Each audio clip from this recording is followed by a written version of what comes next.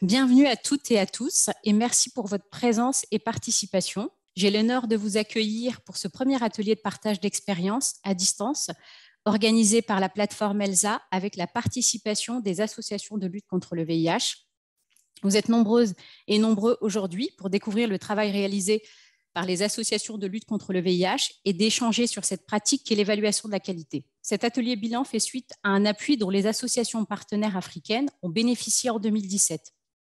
Les objectifs de cet appui étaient de renforcer les compétences à travers une formation initiale commune sur l'évaluation de la qualité, d'appuyer la mise en place de dispositifs et d'outils d'évaluation qualitative dans les services de chaque association et de partager les leçons tirées et les outils élaborés.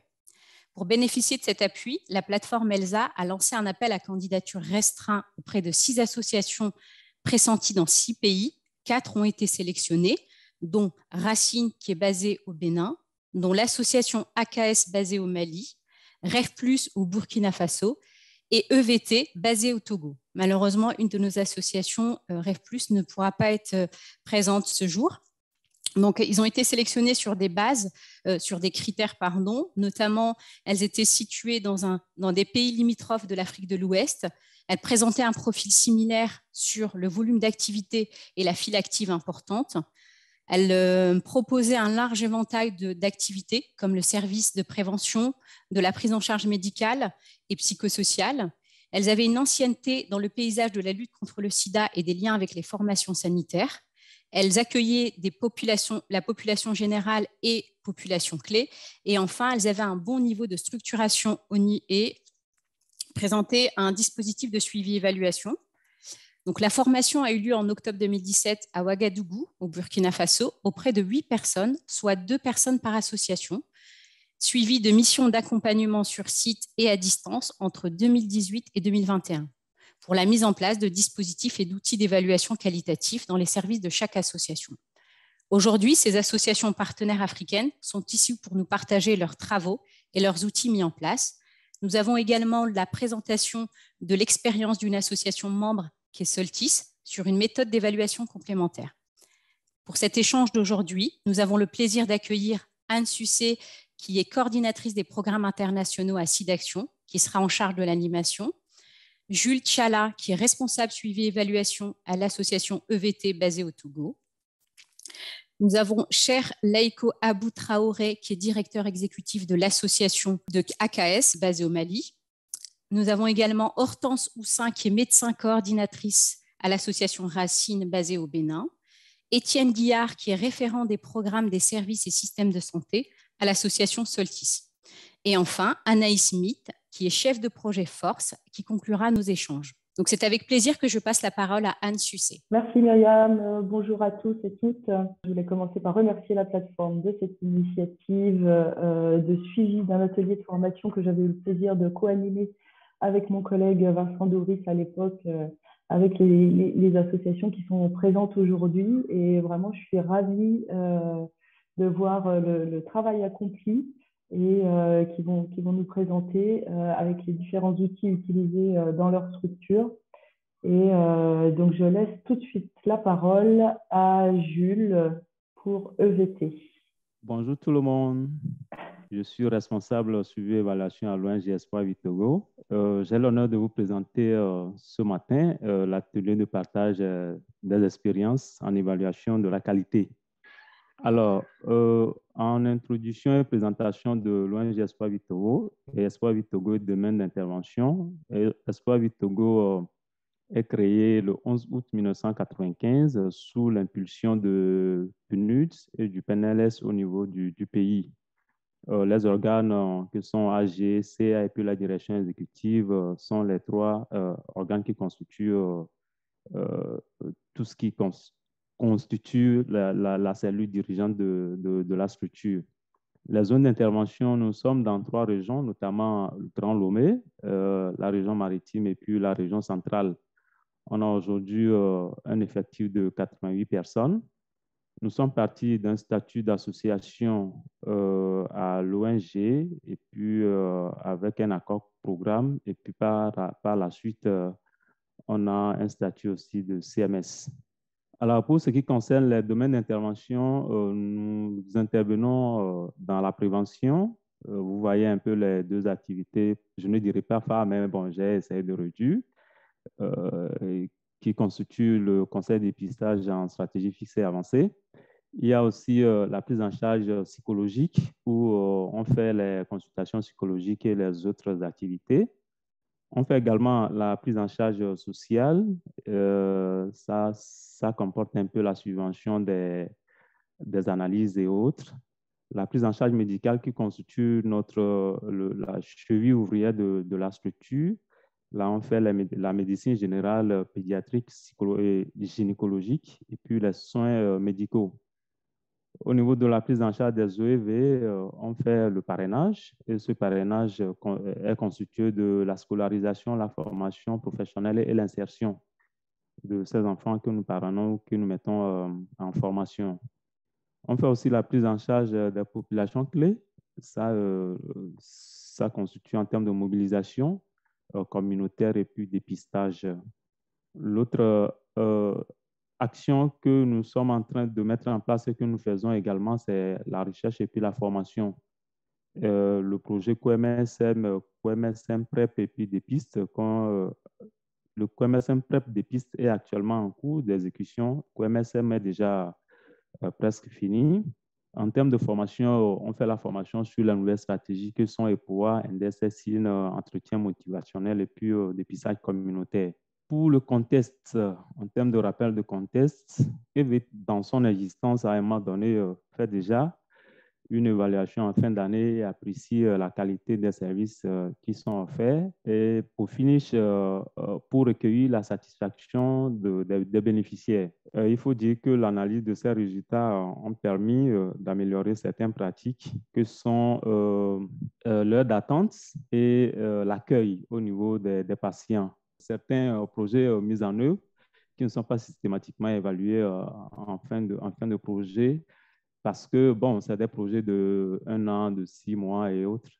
Maintenant, il y a aussi la maîtrise des différentes techniques pour évaluer rapidement les projets qui impliquent les différents prestataires qui sont les soignants et puis les paramédicaux. Alors, en termes de rappel de dispositifs de suivi-évaluation, EVT dispose d'un système de suivi-évaluation lui permettant de prendre des décisions et porté par l'équipe de suivi-évaluation. Et sur cet aspect-là, on a mis en place les fiches de collecte à disposition des soignants et des paramédicaux. Et cette collecte est faite de façon mensuelle ou hebdomadaire selon le partenaire. Donc, les vérifications et la validation de ces données également sont faites en équipe et les données collectées et compilées sont analysées dans un fichier Excel conçu par l'équipe de suivi-évaluation. L'autre aspect, c'est que cette analyse, de ces données est faite et les informations partagées au cours des réunions de staff pour une prise de décision éventuellement. En tout cas, on a 2 logiciels qu'on utilise aujourd'hui. Un logiciel pour le suivi individualisé des patients, c'est-à-dire le e-tracker, mis en place par le programme PEPFAR, et le logiciel EDT pour la dispensation des ARV. Il faut également souligner que les réunions de coordination sont faites au niveau de chaque unité, au niveau de chaque service, pour discuter éventuellement des difficultés que ces services-là rencontrent dans leurs activités quotidiennes. Et puis, bon, à la fin, ils produisent un petit rapport pour éventuellement pour une prise de décision. Alors, l'approche patient-traceur, ce qui nous réunit aujourd'hui, cette approche, en définition, le patient-traceur, c'est une démarche collective qui est globale, qui permet à partir d'un patient, à condition que ce patient ait donné son accord. C'est une démarche qui prend en compte les perceptions du patient et les croise avec celles des professionnels, c'est-à-dire les soignants et puis les paramédicaux, pour évaluer notamment les organisations d'interface professionnelle et la coordination. L'autre objectif par rapport aux patients traceurs en termes de définition, son objectif est d'améliorer la qualité des soins et l'organisation spécifique du parcours du patient. Pourquoi le choix de cette approche? Nous, au niveau de VT, on pense que cette approche répond au moins à deux besoins. C'est-à-dire, d'abord, le premier, c'est le circuit du patient, et la qualité de l'accueil au sein de chaque service, dans la mesure où on était dans une location et puis on a intégré un nouveau local. Et cet aspect, il a fallu qu'on redéfinisse encore le circuit du patient. Et puis, par rapport aux nouvelles cibles que nous prenons en charge, il a fallu aussi revoir le circuit et puis voilà, dans son ensemble, pour permettre à ces nouvelles cibles-là d'être à l'aise dans ce parcours. Donc, ces cibles-là, notamment, c'est les HSH, les PS. Et cette nouvelle cible qui est en train d'arriver dans notre fil actif, c'est les transgenres qui sont là. Et donc, on a même la présidente de cette association qui est avec nous, qui est même personnel de EVT. Le choix également, c'est qu'elle favorise le travail en équipe et améliore la participation professionnelle collective. Ça dit, cette approche nous permet d'impliquer beaucoup d'acteurs et ça facilite un peu aussi la collecte parce que impliquer beaucoup de personnes, je pense que c'est la meilleure des choses. Elle permet également une meilleure connaissance du rôle de chaque acteur. Le plan de collecte et outils de collecte, le comment, c'est après la formation de ces deux personnes par structure, dont Fabrice et moi, après qu'on a été formés, on a proposé un questionnaire parce que la suite, on a été appuyé sur le site. Après, on a proposé un questionnaire avec l'appui de Elsa, surtout Vincent, et nous avons démarré la collecte. Et comment, avec qui elle a été faite? Bon, en dehors de nous qui avions été formés, nous avons composé cette équipe-là avec les soignants, les leaders des cibles, notamment dans notre file active. Nous avons au moins 3 ou 4 leaders qu'on met en place d'abord au niveau des hommes. On a les leaders des hommes, les leaders des femmes, les leaders HSH, les leaders des OEV. Donc, on a impliqué tous ces personnes dans les premières collectes. En termes d'analyse, partage, quelle analyse? Bon, je dirais qu'après qu'on ait fait des collectes, l'analyse est faite aussi par l'équipe formée. Et comme je le disais, avec l'appui de Vincent dans le temps. Comment la restitution a été faite? Nous, au retour de cette formation et puis avec tout ce qu'on a eu à faire, nous avons fait une restitution d'abord au niveau des patients qui se réunissent chaque deuxième semaine du mois. Ils se réunissent, on a essayé de partager un peu avec eux. Comme c'est eux les cibles, c'est-à-dire l'enquête va être à leur niveau. Donc, on a parlé du bien fondé de pourquoi on devrait quand même discuter avec eux et puis partager avec eux cet aspect de la chose.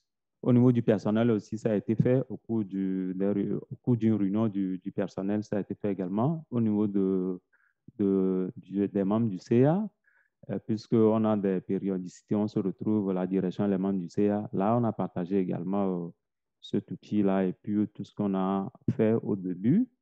Et donc, voilà. Bon, l'apport de cette méthode, bon, elle a permis d'améliorer les services sur la base des recommandations faites par les bénéficiaires pendant les interviews. C'est-à-dire, par moment, les gens nous disent que, bon, l'accueil à tel service, il y a ci, il y a ça. Donc, nous, ça nous a permis, quand on a fini de faire la collecte et faire des analyses, de partager avec l'équipe pour dire, bon, voilà, à ce niveau, les patients ont dit si ça et voilà les recommandations faites par les patients. Et donc, il y a un travail qui est fait au niveau de la direction et puis au niveau de chaque responsable d'unité. Le soin est laissé de former en de petits groupes ces personnels-là pour leur donner, en tout cas, faire une remise à niveau par rapport à ce qui concerne l'accueil. L'autre apport, c'est que cette approche a permis d'améliorer le questionnaire de collecte sur l'aspect qualitatif. Avant, on avait un questionnaire qui n'était pas bien étoffé, mais avec la formation, après la formation, on a essayé de revoir le questionnaire et puis, et on l'a vraiment structuré autrement.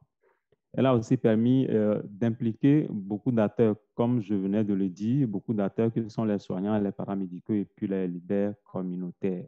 Voilà, la principale difficulté, c'est le temps qu'il faut pour pouvoir vraiment faire les collectes. Parce que si on se dit que, en décembre, on va faire la collecte, oui, c'est programmé, mais les acteurs qui vont vraiment intervenir manquent à l'appel et ça fait que, c'est nous qui sommes au devant qui vont encore faire ces collectes-là. Et puis, voilà.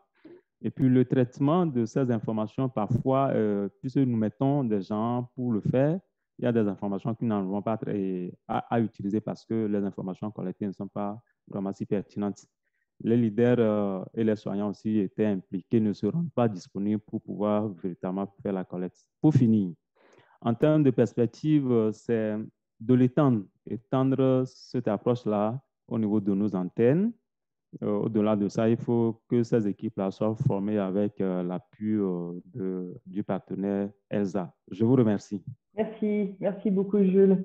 Et je passe tout de suite à Cheikh. Donc, bonjour, c'est Cheikh Traoré d'AKS, je suis le directeur exécutif d'AKS. AKS, c'est l'association Kénédougou Solidarité, créée en avril 1998. Donc, nous avons comme instance le conseil d'administration et aussi un bureau exécutif du conseil d'administration. Donc, nous avons aussi des partenaires financiers comme le Fonds mondial, SIDAction, Solidarité SIDA, la Fondation de France, la Fondation Frères du Sud, Soltis, UNICEF, ONU, SIDA, PFAO. Donc, nos activités, c'est des activités de sensibilisation pour le dépistage volontaire, les activités de prise en charge médicale et psychosociale dans la population générale ainsi que les populations clés. Et ces populations clés sont les travailleurs du sexe, les usagers de drogue. Et nous intervenons aussi auprès des personnes en situation de handicap et des détenus. Nous prescrivions et dispensions des ARV au niveau de nos centres. Et nous prévoyons aussi d'étendre nos interventions dans le domaine du développement, de l'éducation, la sécurité alimentaire, l'environnement et l'assainissement. Par rapport au contexte, au rappel du contexte sur le suivi et évaluation, nous avions vraiment de véritables lacunes en matière de suivi et évaluation. Nous faisions beaucoup plus de suivi que d'évaluation. Donc, ce qui a créé cet engouement de participer à l'appui d'ELSA. Parce que, comme je l'ai dit, nous faisions du pilotage à vue, parce qu'on ne savait pas réellement l'impact de nos actions sur les bénéficiaires. Donc, l'appui d'ELSA a été vraiment innovant pour nous. Par rapport au dispositif, on n'a pas de dispositif écrit en suivi et évaluation, on n'avait pas de dispositif écrit. Donc, on était organisé en unité, avec chaque unité un responsable. Et c'est le responsable d'unité qui confie des activités à chaque membre de son unité, qui est responsable d'un volet. Donc, pour les activités en stratégie avancée, c'est les pairs éducateurs qui sont chargés de les planifier et les mettre en œuvre, bien sûr en collaboration avec l'équipe du centre. Les données, ensuite, sont transmises au niveau du responsable de façon hebdomadaire. Et celui-ci fait des rapports mensuels et trimestriels qui sont envoyés au directeur exécutif, au chargé de suivi et évaluation plutôt. Donc, après analyse, donc ces données sont envoyées au directeur qui les envoie aux différents partenaires. Donc, toujours le dispositif, il y a ensuite, après envoi des différents rapports, il y a un suivi de la mise en œuvre par rapport au chronogramme établi. Ça, c'est le suivi des actions déjà financées par les différents bailleurs. Donc, c'est des suivis trimestriels. Aussi, pour aussi permettre de faire des appuis pensés aux besoins pour une bonne marche du projet. Donc, pour la prise en charge, nous avons des logiciels tels que le logiciel ESOP au niveau de la pharmacie et Dispense ARV. Donc, par rapport à ces dispositifs, chaque mois, nous animons des réunions avec les personnels pour échanger sur les avancées et les difficultés rencontrées dans la mise en œuvre. Donc, les données sont analysées à travers notre système de suivi mis en place. Donc, certains indicateurs sur la qualité de la prise en charge, tels que la charge VA, sont utilisés. Ça nous permet vraiment d'évaluer la qualité de la prise en charge. Aussi, les bénéficiaires sont souvent mis à contribution dans les focus group. Ça, c'est le plus souvent avant les écritures de projet, avant de répondre aux appels à projets. Et ensuite, ces entretiens, après ces entretiens, donc, nous établissons des guides d'entretien. Donc, et aussi, comme je l'ai dit précédemment, nous n'avions pas de dispositif de suivi et évaluation écrit. Donc, ce qui a vraiment motivé voilà, notre intérêt par rapport à cela. Donc, l'approche d'évaluation, le patient traceur, je crois que, bon, on peut passer sur la définition parce que Jules l'a déjà donné. J'ai vu que c'est la même définition. Et donc, on peut aller à l'autre diapo. Et pourquoi évaluer? C'est les mêmes définitions. C'est la sécurité des soins et l'organisation spécifique des parcours des patients. Aussi, c'est une démarche comme, voilà, fondée sur la complémentarité. C'est ce qu'on a appris à Ouaga avec Anne et patients. Nous sommes partis des constats de certains patients employés sur la problématique liée à l'accueil, parce qu'on a appris que des patients étaient mal accueillis, ils avaient des soucis au niveau de l'accueil, à peu près à tous les niveaux. Donc, c'est ce qui nous a motivés vraiment de choisir cette méthode-là. Si nous avons ensuite, pour mettre en œuvre cette approche, nous avons tenu une réunion d'abord avec le conseil d'administration et les salariés sur la problématique. Donc ensuite, nous avons donné des informations aux participants sur l'approche et les résultats escomptés. Les résultats escomptés, c'est l'amélioration de l'accueil au niveau du centre. Donc les outils de collecte et les plans, c'est un questionnaire, un guide d'entretien élaboré, bien sûr avec la participation du responsable du suivi. Certains responsables d'unité ainsi que des bénéficiaires qui sont vraiment partie prenante de la chose. Donc, ces outils ont aussi été envoyés à l'équipe d'ELSA pour observation, qui a fait un retour. Ensuite, nous nous sommes retrouvés à Bobo-Dioulasso, ce n'est pas à Ouagadougou, c'est à Bobo-Dioulasso pour une séance de travail sur la validation des outils. Ensuite, nous avons finalisé un guide d'entretien qui nous a permis de collecter les premières impressions des enquêtés. Donc, c'était un test. Et donc, on l'a fait auprès de 3 personnes, un HHS et 2 personnes vivant avec le VIH suivies au niveau du centre. Donc, c'était un test.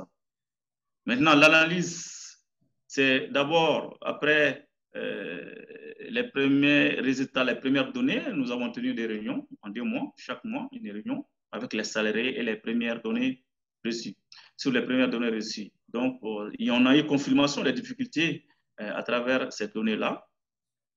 Donc, ensuite, des recommandations ont été faites pour essayer, des recommandations aussi faites par les enquêtés, aussi lors de la réunion, pour résoudre vraiment ces problèmes. Donc, comme recommandation, on a demandé d'améliorer l'accueil, de former des gens aussi sur l'accueil, et aussi de distancer les rendez-vous pour les dotations en ARV.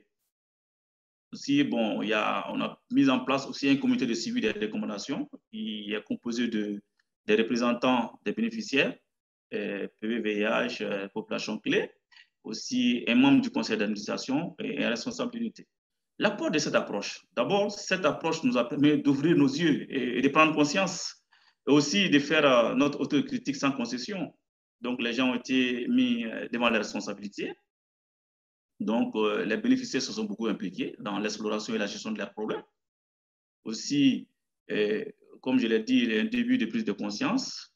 Et c'était l'une des rares fois où nous, on a commencé vraiment à mener une vraie enquête sur l'amélioration de la qualité de la prise en charge de nos bénéficiaires. Difficulté, c'est donc l'approche, parce que c'est vraiment concret, c'est franc. Ça peut mettre mal à l'aise certains salariés qui ne sont pas prêts à faire comme tout le monde. Tout le monde n'est pas prêt à faire son autocritique. Donc, il faudra aussi assez de temps, car le changement de comportement, comme je l'ai dit, demande un long processus.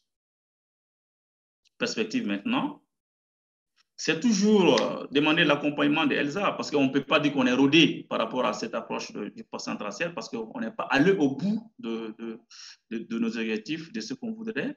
Donc, on voudrait toujours l'appui d'ELSA pour aller au bout de ce qu'on veut. Donc, merci beaucoup. Merci, Cheikh.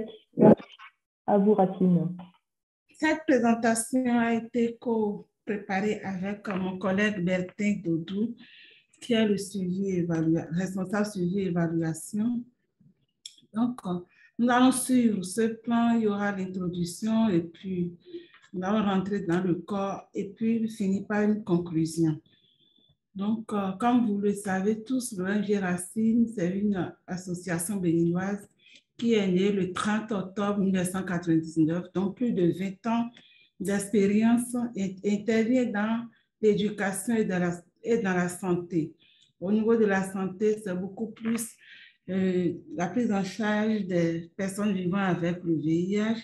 Il faut noter que c'est avec des services intégrés, la prise en charge médicale, psychosociale, nutritionnelle, tout avec les services de prévention dépistage. Voilà, donc nous faisons aussi de l'éducation sexuelle et reproductive à l'endroit des jeunes et des adolescents. Racine aujourd'hui compte 62 employés, dont 38 salariés et 8 bénévoles. Comme résultat obtenu depuis 1999, nous avons plus de 8600 enfants préscolarisés et plus de 6000 orphelins et enfants vulnérables suivis. Nous avons eu à toucher plus de 150 personnes pour les activités de sensibilisation et une moyenne de 600 personnes sous ARV.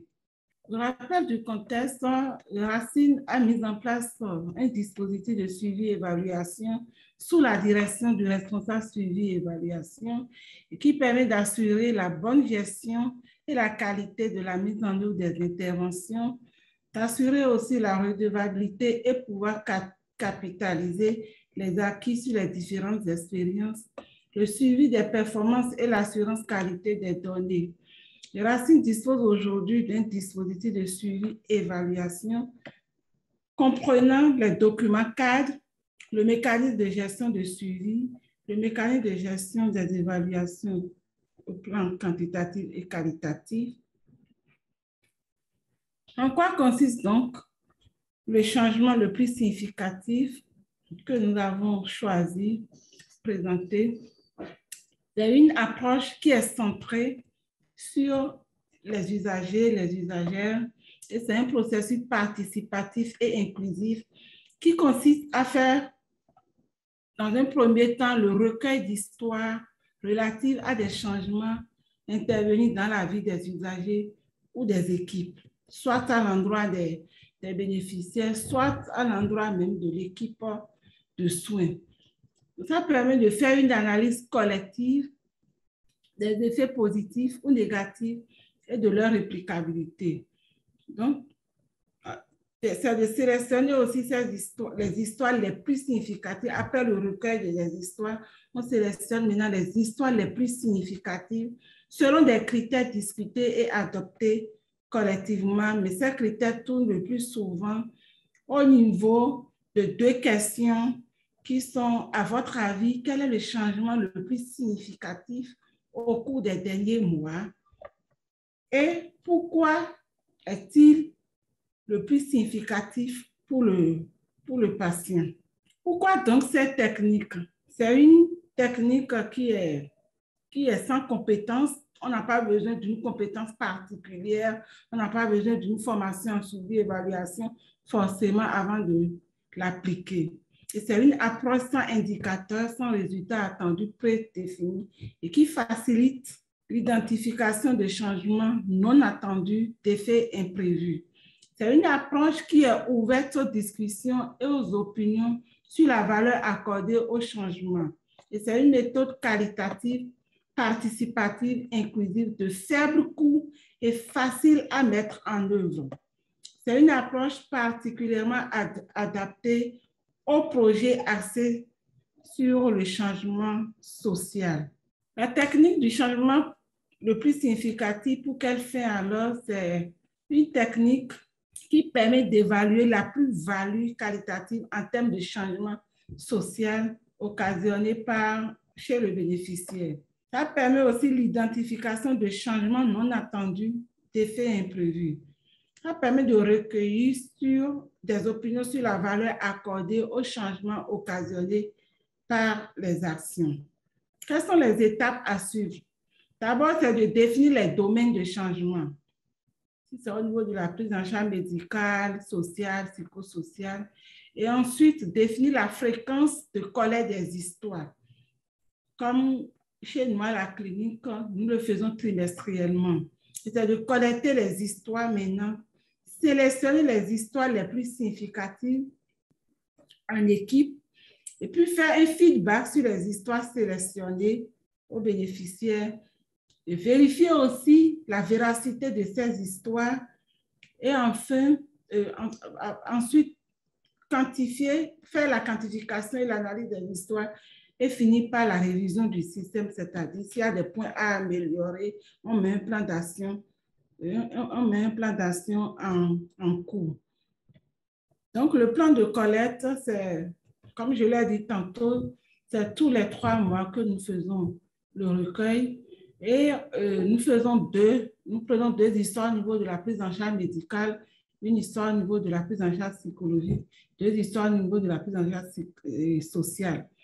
On fait le retour des histoires le dernier mois de chaque trimestre. Et il y a un premier comité qui fait la sélection, qui est composé du médecin, de la coordonnatrice et du psychologue. Et ensuite, il y a un deuxième niveau de sélection qui est élargi à toute l'équipe.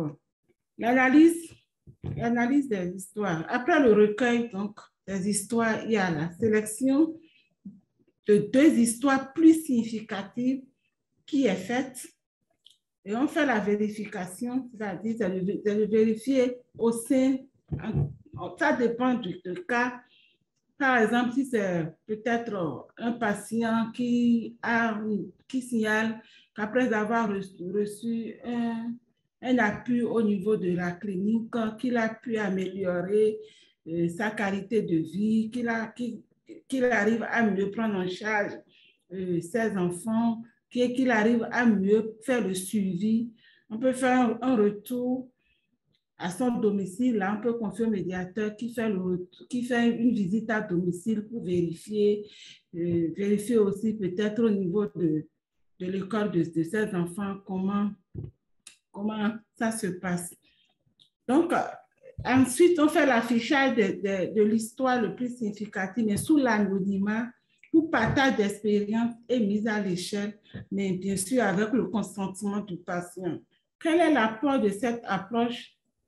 La technique du changement le plus significatif vient compléter l'approche du cadre logique qui reste une approche quantitative et elle permet d'évaluer sans grande compétence en suivi et évaluation et à coût très réduit la dimension qualitative des interventions et surtout l'identification des effets non attendus et imprévus qui échappent complètement à l'approche du cadre logique.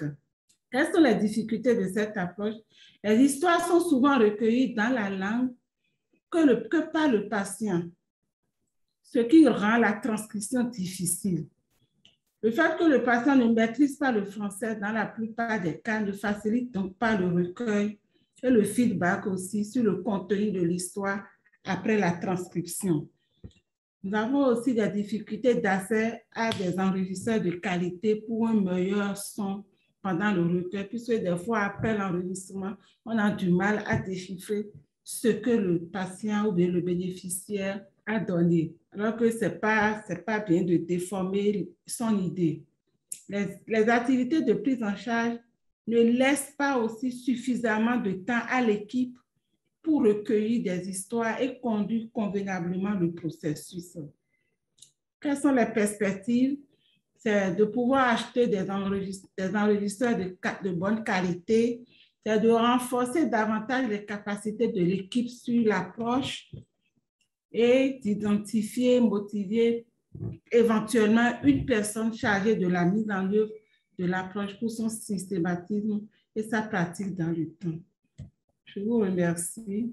Je pourrais présenter rapidement l'outil, le guide d'entretien, le guide qui permet de faire l'entretien aux bénéficiaires. Donc, ça sert de guide pour dialoguer avec le patient. Donc, ça, on lui demande son identité, mais c'est vraiment facultatif. Et puis, on lui demande depuis quand il a commencé par fréquenter la clinique. Et puis, en deuxième position, on lui pose la question de savoir le changement qu'il a eu, le changement qui est le plus marquant qu'il a eu concernant les six derniers mois de son suivi. Et ensuite, on lui demande mais pourquoi ce changement est plus significatif et plus important pour lui. Il y a une partie commentaire à la fin de l'histoire. Cette partie commentaire est réservée à l'équipe. Donc, l'équipe se sert maintenant de l'histoire recueillie et transcrite. L'équipe se sert pour faire le commentaire, c'est-à-dire de donner un titre à l'histoire, de voir la problématique, dans quelle période l'histoire s'est déroulée, les points d'amélioration abordés, les éléments quantitatifs qui ont permis le changement significatif. Et voilà. Je vous remercie. Quelqu'un demande, M. Conan, d'avoir un exemple d'histoire de changement le plus significatif. Et il demande aussi, est-ce que ces histoires sont issues des innovations de votre organisation? OK. Un exemple d'histoire, je prends par exemple le cas d'une patiente qui au début n'avait pas fait le partage de son statut. Donc, au cours de son suivi, le psychologue l'a amené tout doucement. Au début, elle ne voulait pas du tout parce que c'est souvent à cause de conflits conjugaux, de divorce. Donc, alors qu'elle venait d'avoir un nouveau mari, donc elle préfère garder son secret par rapport à son statut, ne pas partager. Alors qu'elle était dans une période, elle était enceinte, donc elle était suivie dans le cadre de la PTME. Donc, à un moment donné, elle devait venir régulièrement à la clinique et elle-même, elle s'inquiétait comment avoir la permission au niveau de son mari, comment avoir la permission de son mari pour venir au rendez-vous. Donc, c'est dans ce processus que le psychologue l'a accompagné tout doucement jusqu'à l'amener d'abord à faire le dépistage pour son mari et puis ensuite à les amener à amener le couple à faire le partage. Et malgré je ne dirais pas malgré, c'était un couple stérodiscordant, le mari était négatif.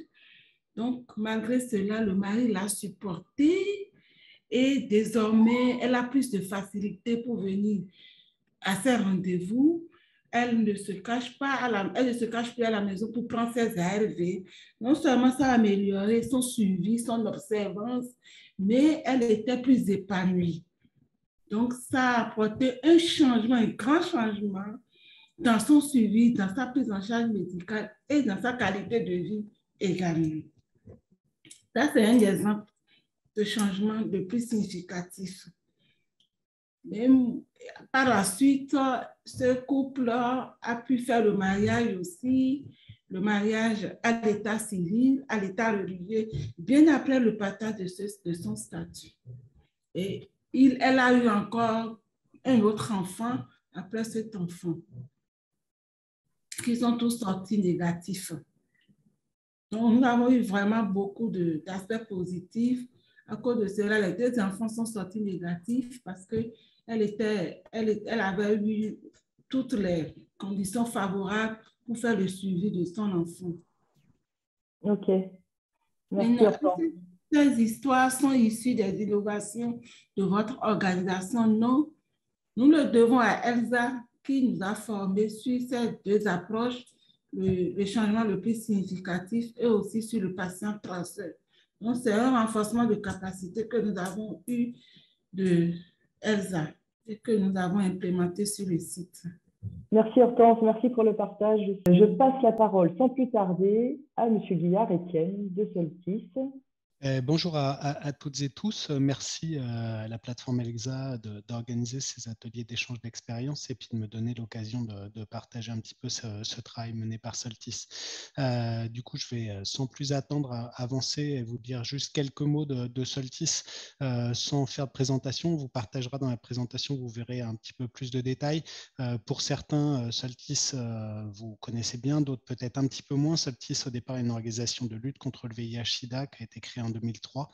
Et puis, à partir du début des années 2010, Soltis a écarté, pas écarté, en tout cas, a élargi plutôt son travail sur d'autres thématiques, notamment sur la santé sexuelle et reproductive, la santé maternelle et infantile, et puis plus récemment autour des questions de One Health et de maladies émergentes. Soltis travaille principalement en Afrique de l'Ouest, Mali, Niger, Guinée, Sierra Leone, Côte d'Ivoire, Sénégal, sur plusieurs types de projets, et la qualité de la prise en charge du VIH est quelque chose au cœur de notre travail et de nos réflexions. Du coup, je vais vous présenter un petit peu le cadre général de comment on appréhende cette question de la qualité et de son amélioration, au-delà de la partie évaluative, aussi une démarche qui est une démarche d'amélioration de la qualité, puis je mettrai en avant une méthode qu'on a utilisée qui est un score qualité. Ce cadre général, il est de se dire, bon, mais la qualité des services, je pense qu'on est tous là aujourd'hui parce qu'on a une vraie, ça a pour nous une vraie importance, et qu'est-ce qu'on veut de cette qualité. Déjà, la première chose, c'est que bon, c'est une meilleure prise en charge, c'est ce qu'on en attend, mais il y a maintenant quelques années, nous, on a mis l'accent aussi sur cette dimension de l'expérience et l'expérience vécue par les patients, les patientes, comme une dimension essentielle à prendre en compte. Bien entendu, les résultats qu'on en attend, c'est les résultats classiques de la lutte contre le VIH, une meilleure adhésion et rétention, un meilleur succès virologique, et puis quand même ce quatrième 90 qu'on a parfois un peu tendance à oublier et qui est de plus en plus mis en avant avec la question de la qualité de vie. Alors toute la question, c'est comment on améliore cette qualité. Cette qualité, à Soltis, on en dégage deux dimensions. Une première qui est la question des meilleures pratiques. Vous voyez ici, si je mets mon petit pointeur sur la question des pratiques, très très lié aux pratiques, et d'autre part, dans ces pratiques, des pratiques un peu spécifiques que sont les attitudes, les représentations, la relation, et cette dimension relationnelle particulièrement importante dans le travail que l'on mène. Pour le faire, il faut des connaissances, des compétences, puis il faut aussi un certain engagement. Et puis tout ça, c'est bien beau, mais il faut aussi des conditions favorables. Donc c'est un petit peu le cadre général du travail de Soltis sur la qualité. Et pour évaluer cette qualité, on a en gros deux champs. Et là, moi, je vais vous détailler en particulier un score qualité qu'on a développé depuis maintenant quelques années et puis mis à jour. Et je vais vous présenter une dernière mise à jour. À côté de ça, on a aussi l'année dernière développé une échelle de mesure de l'expérience des patients qu'on a testé et qui renvoie un petit peu aux discussions, aux présentations qu'ont fait mes collègues précédemment. J'ai fait le choix on a fait le choix de ne pas représenter une autre méthode d'évaluation de l'expérience patient ou du parcours patient, etc., pour aussi avoir un équilibre dans qu'est-ce qu'on peut regarder pour évaluer la qualité. Peut-être juste en quelques mots pour ne pas prendre trop de temps, mais notre démarche, quand je dis bon, l'évaluation c'est bien, mais il faut aller aussi au-delà, c'est évaluer, déjà c'est très vaste dans l'évaluation de projet, évaluation suivi, évaluation, etc. Mais c'est aussi l'évaluation pour améliorer la pratique, et je pense que c'est ce qu'on a aussi vu avec les expériences partagées par mes collègues précédemment. C'est pas uniquement évaluer un peu en bout de chaîne, mais aussi s'en servir pour améliorer les pratiques. Nous, on s'inspire d'une méthode assez connue qui est la méthode de Deming, qui est la fameuse route Deming qu'on appelle PDSA, donc Plan Do Study Act, qui est détaillée ici, puis vous trouverez en annexe différentes références qui la décrivent, qui consiste à analyser des besoins et puis faire des petits cycles d'amélioration, pas forcément des grands cycles, et puis tester des petites interventions. Pour faire ça, on s'inscrit vraiment dans une démarche continue et participative. Alors, Soltis, c'est notre travail d'accompagnement de nos partenaires, qu'ils soient partenaires de structures sanitaires plutôt publiques ou de structures sanitaires communautaires ou associatives. Et cette démarche d'amélioration de la qualité, elle s'inscrit dans le temps, déjà avec un diagnostic initial, et puis ensuite différentes revues, notamment trimestrielles, puis soit annuelles, soit finales. Et puis, tout ça, c'est bien beau, mais il faut des données, il faut mettre à jour des données et mettre mettre à jour les indicateurs pour pouvoir jauger du niveau de qualité. Et puis, entre chaque session, différentes interventions qui vont être des adaptations de circuits, des adaptations de parcours, de l'organisation collective, etc. Donc voilà un petit peu pour cadrer la démarche globale. Je vais donc vous présenter une méthode qu'on a développée et adaptée en Sierra Leone dans le cadre de deux projets. Un premier projet Empower 1 et puis la suite Empower 2. Donc vous voyez Empower 2 2019-2022, c'est un projet qui va se finir l'année prochaine. Un autre projet plus récent, le projet le projet ProSan. On est en Sierra Leone, en zone urbaine ou périurbaine, donc notamment de Freetown, et les deux objectifs de ces projets, c'est quand même d'améliorer la prise en charge du VIH, mais avec des approches notamment d'empowerment et de travail avec la communauté, de rencontres entre communautés et acteurs de l'offre de services. Les objectifs de cette évaluation, c'est d'évaluer la qualité de la prise en charge dans les sites que l'on appuie et plus spécifiquement des indicateurs du cadre logique autour d'une amélioration d'un score de qualité.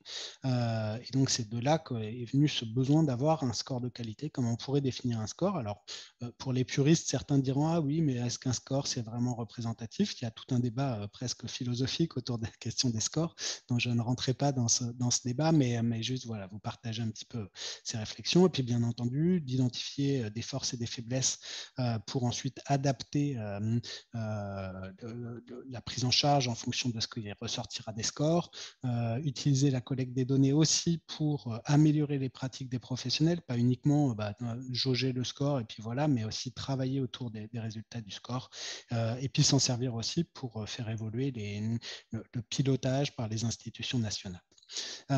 C'est un processus qui s'est décrit dans le temps aussi, avec déjà de redéfinir le score. On avait donc un ancien score au tout début, pour la petite histoire, aux alentours de 2011-2012, on avait fait un premier score qui était un score de prescription conforme. Puis on s'est dit, mais la prescription seule n'est pas significative d'une prise en charge de qualité. Qu'est-ce qu'on pourrait mettre dedans? Et donc là, c'est en fait une révision de ce score autour de 13 indicateurs de qualité que je vais détailler un petit peu après. Après, il y a la question de la conception méthodologique sur combien de dossiers on va regarder, comment on va les regarder, est-ce que c'est rétrospectif, prospectif, etc. Ensuite, un développement d'outils pour le faire. Et là, nous, on a fait des outils de collecte mobile à partir d'un outil qui s'appelle Kobo. Ensuite, ça a été de former l'équipe. Et nous, là, c'est l'équipe Soltis qui fait ce travail-là. Le test pour vérifier que ça fonctionne bien, la collecte des données, et puis enfin l'analyse et l'utilisation de ces données. Donc voilà en termes de processus. Ce score, donc comme je le disais, c'est un score qui est composite en fait, un score composé de 13 indicateurs. Alors c'est pareil, sur ces scores composites, comme je disais tout à l'heure, on pourrait se dire mais ça c'est pas vraiment de la qualité, mais le premier point, c'est que pour pouvoir documenter la qualité, il faut quand même un dossier patient. Donc déjà le premier point, c'est est-ce qu'il y a un dossier patient ou pas, est-ce qu'il est accessible au moment de l'évaluation, et que du coup, ça, on va pouvoir jauger ensuite de la qualité de ce qui a été fait à partir de ça. Et puis, je vais passer rapidement, mais il y a des critères qui, pour certains, ou peut-être dans certaines structures, certains diront, non, mais nous, on ne fait plus du tout ça, c'est pas approprié. C'est un peu au cas par cas, selon les contextes, selon les structures, et quelque chose aussi d'important, c'est de les mettre à jour, c'est que c'est pas forcément, il y a des choses qu'on faisait il y a 10 ans qu'on ne fait plus aujourd'hui. Il y a des choses qui sont en train un peu de disparaître et que nous, on a souhaité quand même maintenir. C'est la question des CD4. Au minimum des CD4, vous voyez ici l'indicateur 8, les CD4 au moment de la mise sous traitement, même idéalement pour suivre l'évolution de la maladie. Mais après, malheureusement, la réalité des contextes dans lesquels on travaille permet pas toujours cet examen, etc., etc. Donc, vous voyez plusieurs examens considérant un petit peu qu'est-ce qu'est une prise en charge de qualité d'un point de vue clinico-biologique, mais aussi, vous voyez, la question alors en Sierra Leone, c'est des groupes de soutien, c'est du support psychosocial par des groupes de soutien, et donc est-ce que les patientes ont reçu l'information de ces groupes de soutien au cours des 3 premières visites. Voilà, donc c'est des exemples, et bien entendu à adapter. Alors, la méthodologie, elle pose des questions de notation, des questions de pondération. La pondération, c'est est-ce que tous les critères sont les mêmes. Alors, par exemple, tenue correcte du dossier, c'est un critère sur lequel on ne met qu'un point. Par contre, prescrire le traitement qui est recommandé au niveau national, c'est quelque chose qui est plus pertinent d'un point de vue de qualité, donc on donne 2 points. À côté de ça, il y a ce qu'on appelle du coup le score conforme, partiellement conforme ou non conforme, et du coup, il y a un scoring aussi là-dessus en termes de nombre de points. Donc voilà, selon le nombre qu'il y a sur certains critères, on va mettre 2 points, on va mettre 1 point. Et puis enfin, il y a la question du sampling, donc combien de dossiers on va prendre, est-ce qu'on prend tous les patients, est-ce qu'on n'en prend que quelques-uns, etc. Et donc la taille de l'échantillon va varier selon le type de structure. Donc ça, c'est un peu plus complexe. Voilà. Donc, pour illustrer de manière assez concrète le résultat, donc sur la version un peu antérieure du score, on avait, vous voyez, en rouge, c'est le score en mai 2016, en vert en novembre 2016, en violet en novembre 2017 et en bleu, la grosse colonne, en novembre 2018. Donc, vous voyez l'évolution, une évolution qui est notable dans toutes les structures que l'on appuyait, avec certaines qui partaient d'assez bas. Donc ça, c'est l'ensemble des structures que l'on appuie en Sierra Leone. Et vous voyez une progression qui est quand même assez forte, assez riche d'ailleurs, et qui pour nous aussi témoigne bien de l'évolution qu'on a pu accompagner dans les structures partenaires. Alors, pour finir sur les limites et puis les questions que ça soulève, c'est déjà une méthode qui est basée sur la documentation. Donc, certains résultats peuvent être surestimés, sous-estimés, parce que cette documentation, elle n'est malheureusement pas toujours bien faite. Et c'est une contrainte importante et qui souligne l'importance d'avoir des dossiers, et donc le premier critère du score. Une stratégie d'échantillonnage qui est utilisée, qui est nécessaire, mais qui ne permet pas d'avoir des résultats significatifs, parce que si on voulait être vraiment significatif sur des structures qui ont peut-être 500 000 patients, il faudrait des échantillonnages beaucoup plus conséquents, et du coup, le temps qu'on passerait dans cette méthode serait beaucoup trop important, et du coup, il y a un équilibre à trouver. Il y a une question de désagrégation qui n'est pas possible en fonction, si vous voulez comparer la qualité, par exemple, de la prise en charge dont a bénéficié un sous-groupe en fonction de l'âge, par exemple, si on se dit les jeunes ados ou d'autres, ou ensuite, question aussi de désagrégation en fonction du genre, du coup, on n'est pas en mesure de le faire parce que c'est assez standardisé et on n'a pas ces éléments de détail. C'est une des limites de cette méthode. Un score qui n'inclut pas certaines dimensions de dépistage, de lien vers les soins. On est quand même plutôt sur la partie prise en charge avec du coup des enjeux à ce niveau-là. C'est que peut-être que le service en tant que tel est de qualité, mais qu'on a une couverture relativement faible. Donc il y a des éléments qui pourraient peut-être, qui manquent dans ce score. Et puis pour finir, il n'y a pas de données qualitatives. Vous savez que les scores, c'est souvent un petit peu trop quantitatif. Donc on a une espèce de niveau, mais on n'a pas d'éléments, et je trouve que c'est intéressant de venir après aussi ce qui a été dit juste avant, parce que ça apporte des éclairages beaucoup plus qualitatifs dans le vécu des patients et ces histoires personnelles qui peuvent aussi permettre d'améliorer la prise en charge. Et puis les leçons apprises. Le premier défi, c'est un processus qui est chronophage, qui mobilise beaucoup notre équipe, et des fois à s'interroger en se disant mais est-ce que ça vaut vraiment le coup d'aller sur un score aussi complexe, alors qu'au final, pour l'amélioration réellement des parcours, l'amélioration de la qualité, peut-être qu'on pourrait travailler avec des choses plus légères, avec un enjeu là-dessus. Il y a des questions complexes de responsabilité, de rôle et responsabilité dans le travail, et d'éviter qu'il y ait trop de monde dans l'équipe qui soit sollicité. La question de l'utilisation des données collectées, c'est bien, mais par contre, après, déjà les collecter assez vite, et puis inclure l'utilisation aussi, et pas uniquement, on va évaluer, point, mais évaluer pour ensuite s'en servir, particulièrement important. La complexité de l'outil et la difficulté à le reproduire, c'est que c'est bien beau d'avoir défini des indicateurs, mais en fait, derrière, à mettre en œuvre et à déployer dans d'autres équipes, ou la partager par exemple avec d'autres acteurs, c'est facile à faire, mais à dire, mais c'est plus difficile à faire. Et puis le point des données qualitatives qui sont nécessairement complémentaires. Voilà, du coup, sur ces leçons apprises. Donc maintenant, je vous laisse la place à la discussion si jamais il y a des questions. Merci Étienne. Comment gérez-vous la question de la confidentialité des données? Les données issues des dossiers des patients sont-elles anonymisées et agrégées? Alors en fait, nous, on ne collecte pas de données individuelles. Donc là, dans ce travail-là, c'est vraiment juste une méthode de scoring. Donc on n'est pas on n'a pas à renseigner la donnée individuelle. On dit, bah voilà, tel critère, tel dossier, oui, non, et on score comme ça sans avoir à recollecter les données individuelles et elles restent uniquement dans la structure sanitaire. Merci. Alors on va peut-être... Ah oui, s'il y a encore une question. Pouvez-vous développer, s'il vous plaît, les raisons de la faible réplicabilité de cette méthode?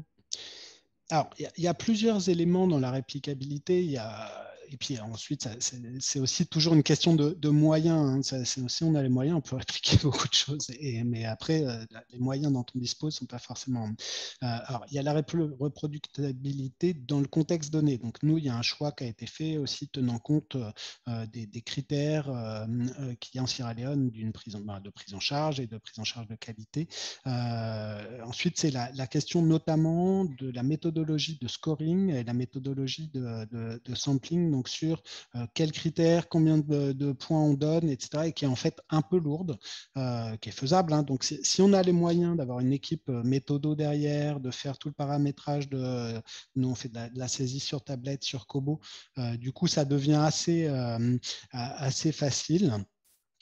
Par contre, c'est vrai que plus les ressources humaines qu'on peut mobiliser sont limitées en nombre ou en compétences, plus c'est difficile de le répliquer. Voilà, donc je vois qu'en même temps, il y a une autre question du coup qui s'est posée. Je vais peut-être répondre à la même, à la question. Donc sur le poids donné à chaque indicateur, alors on s'est basé là-dessus plutôt sur une perception et de discussion interne et pas sur on n'a pas de base documentaire qui nous aurait dit ah bah tiens tel critère on va mettre un point et tel critère on va mettre 2 points. On est parti sur qu'est-ce qui fait vraiment sens dans une prise en charge de qualité. C'est assez peu, on n'a pas dans la revue bibliographique qu'on a menée en amont, on n'a pas, alors peut-être qu'il y a récemment il y a des méthodes qui travaillent dessus, mais on n'avait pas d'éléments bibliographiques robustes sur ce type de méthode. Bien, merci Étienne. Il y avait un peu plus haut dans la discussion une question concernant la définition de la méthode du patient traceur. Alors, est-ce que peut-être soit Jules, soit Chèque, vous voulez bien revenir sur la définition du patient traceur? Oui, merci Anne. Alors, pour la définition, je dirais tout simplement que c'est une démarche d'analyse de parcours d'un patient qui vient dans votre structure pour voir est-ce que du début jusqu'à la fin, est-ce que le patient il est à l'aise. D'abord, est-ce qu'il a bénéficié des services pour lesquels il est venu sur votre site? Et si oui, dans tout ce parcours-là, est-ce qu'on a pu répondre à toutes ces questions? Les questions que le patient demande, est-ce qu'on a répondu à ça? Donc, c'est tout ça là qui résume un peu la définition du patient traceur. Maintenant, en quoi elle consiste? On avait dit qu'elle permet d'améliorer la qualité des services qui sont offerts et puis éventuellement le parcours aussi du patient. Donc, tous ces éléments réunis permettent de savoir est-ce que le bénéficiaire qui vient dans notre site ou bien dans notre centre, est-ce qu'il est satisfait? Est-ce que dans son parcours, est-ce que le parcours là, il est fluide, il est à l'aise? Donc, c'est tout cet ensemble-là, quoi. Voilà. Ce que je peux ajouter à la définition de Jules, c'est que c'est une approche qui prend en compte vraiment les perceptions hein, du patient et celles des professionnels pour évaluer un peu ce qui ne va pas dans l'organisation afin d'améliorer les manières d'être et les manières de faire, surtout des professionnels au niveau, par exemple, d'un centre de santé ou d'un centre de prise en charge. Voilà, donc c'est juste pour améliorer la qualité des soins. Alors, on avait une question plus spécifique de Berthe du Cameroun. Coucou Berthe. Et une question de Jean-Marie Milidiri. Alors, je commence par celle de Berthe. qui demande que, oui, c'est une question vraiment spécifique, je pense que sur le scoring de Solstice, Ouais. voilà, le choix d'une mesure de CD4 plutôt que charge virale. Est-ce que tu peux expliquer un peu? Oui, alors tout à fait. En réalité, il y a les deux. Peut-être, c'est vrai que je suis allé assez vite parce que je voulais pas passer trop de temps sur cette diapositive et puis parce que c'était un peu lourd et si je devais respecter la consigne du respect du temps. Mais en réalité, il y a bien les deux. C'est pas CD4 versus charge virale et évaluer l'efficacité du traitement et même ce qui est un essentiel pour nous dans la qualité aujourd'hui des services VIH, ça peut pas être l'un sans l'autre et clairement la charge virale est même un droit que tout patient sous traitement bénéficie de sa charge virale. Donc c'est le dernier critère en fait. Est-ce que et je crois que c'est formulé le patient ou la patiente a-t-elle bénéficié d'au moins une charge virale dans la dernière année. Donc du coup voilà, c'est pour préciser ça. Et l'autre question, est-ce que ça me concerne moi? Non, je crois que ça concernait plutôt le recueil des histoires du changement le plus significatif. La méthode présentée par Hortense et Bertin. Jean-Marie Médéry demandait effectivement si un travail, suite dans le cadre du recueil de ces histoires, un travail était fait avec des anthropologues de la santé. Dans l'analyse que nous faisons des histoires que nous retenons, c'est qu'il y a toute une équipe multidisciplinaire qui s'occupe de l'analyse. Il y a aussi bien des sociologues, c'est-à-dire par exemple l'assistante sociale qui est là actuellement, elle est sociologue. Et il y a, dans l'équipe, il y a un psychologue, il y a, enfin, c'est une équipe vraiment multidisciplinaire. Il y a aussi bien l'équipe médicale que l'équipe socio, de prise en charge psychosociale. Donc, c'est vraiment un mélange de tout. Il y a effectivement des anthropologues parmi, au sein de cette équipe qui s'occupe de l'analyse des histoires recueillies. D'accord, merci Bertin. Effectivement, il y a aussi un apport intéressant de la part de Florence qui mentionne une méthode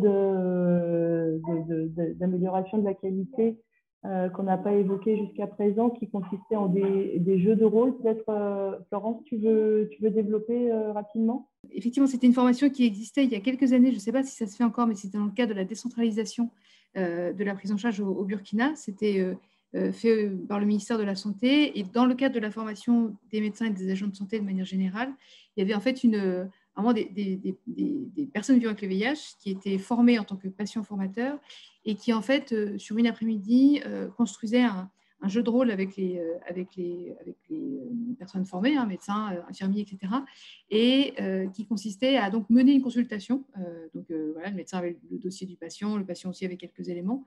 Et en fait, à l'issue de la consultation, le patient formateur en fait, évaluait un certain nombre de critères sur est-ce que j'ai compris ce que m'a dit le médecin, est-ce qu'il a pris suffisamment de temps pour m'expliquer mes résultats. Enfin voilà, il y avait toute une série de critères. Et en fait, moi, je m'étais intéressée parce que j'avais fait en fait un mémoire dans le cadre de cette formation, et j'avais interviewé un certain nombre de médecins, infirmiers et de patients qui avaient participé à cette formation. Et tous les médecins et infirmiers disaient que vraiment,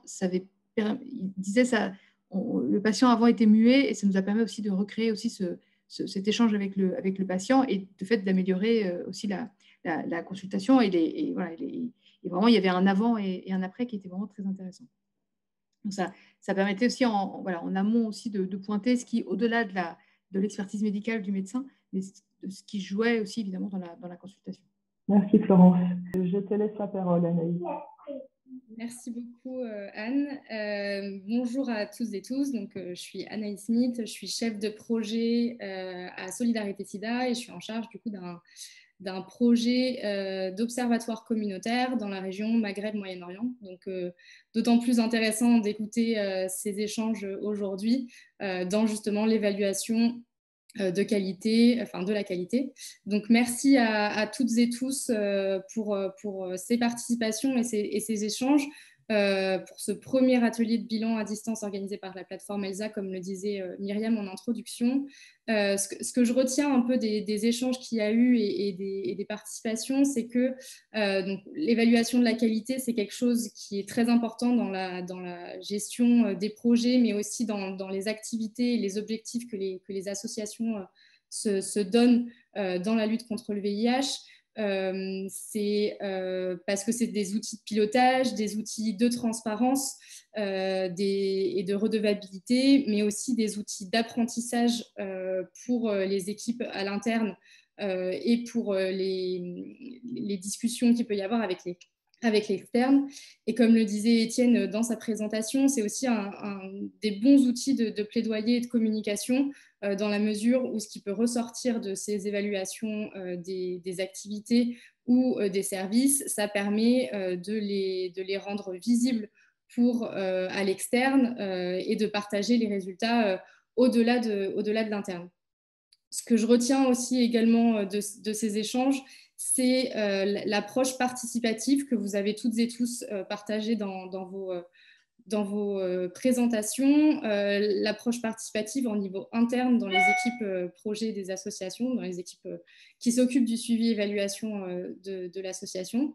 L'approche participative aussi du fait pour notamment l'approche par le changement le plus significatif ou l'approche patient-traceur, l'approche participative du fait de faire ressortir le vécu des patients et aussi dans l'approche patient-traceur, de mettre en miroir un peu le vécu du patient, mais aussi le vécu du prestataire de soins et d'en faire ressortir des bonnes pratiques, puisque, comme vous le disiez toutes et tous, l'objectif aussi de cette évaluation de la qualité, et je pense que c'est le premier, c'est d'améliorer les pratiques des uns et des autres, que ce soit au niveau des structures, mais aussi au niveau des services.